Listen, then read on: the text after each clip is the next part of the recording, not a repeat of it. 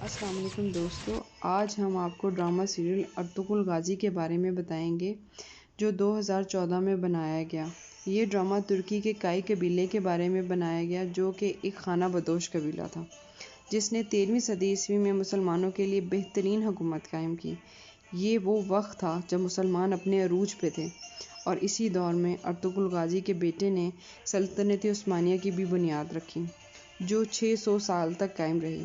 اس ڈرامے پہ یورپی ممالک نے پابندی لگائی کہ اسے نہ دیکھا جا سکے، مگر پھر بھی 60 سے زیادہ ممالک میں اسے دیکھا گیا اور اس کا 25 سے زیادہ زبانوں میں ترجمہ کیا گیا۔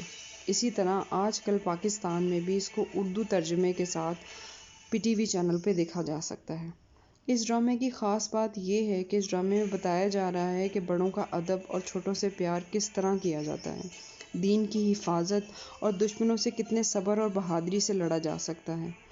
اس ڈرامے کو کوئی بھی دیکھتا ہے تو اس کے سحر میں گرفتار ہو جاتا ہے۔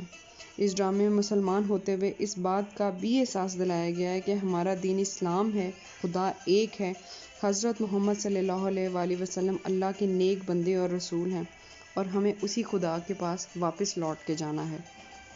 اسی لیے ہمیں اپنی زندگیاں اسلام کے مطابق گزارنی چاہیے۔ آج کل اگر ہم دیکھیں تو ہمارے بچے بیٹ مین، سپر مین، اسپائڈر مین کو آئیڈلائز کرتے ہیں، جبکہ ہمیں چاہیے کہ ہم اپنے بچوں کو حضرت محمد صلی اللہ علیہ وآلہ وسلم، انبیاء کرام اور صحابہ کرام کے بارے میں بتائیں۔ بحیثیت مسلمان ہم انہیں بتائیں کہ ہم کون ہیں، ہمارا آئیڈیل کون ہونا چاہیے، ہمیں سچ بولنا چاہیے اور سچ کے لیے لڑ جانا چاہیے۔ ہمیں چاہیے کہ ہم اپنے بچوں کو شہاب الدین غوری، ٹیپو سلطان اور محمد بن قاسم کے بارے میں بتائیں۔